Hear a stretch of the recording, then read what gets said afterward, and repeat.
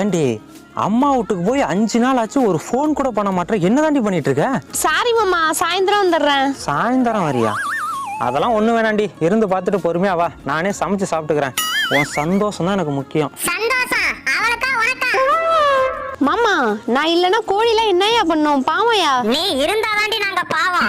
எனக்கு கோழி நெய் ஒண்ணு தாண்டி, நான் பாத்துக்கிறேன். ஏண்டா கொழுத்து போட கொப்பற, அவரு நாங்க ஒண்ணா? சரி மாமா, நான் அப்புறம் பேசவா? ஓகேடி, அப்புறம் எனக்கு அடிக்கடி ஃபோன் பண்ணி உடம்ப கெடுத்துக்காத, சரியா? சரி மாமா.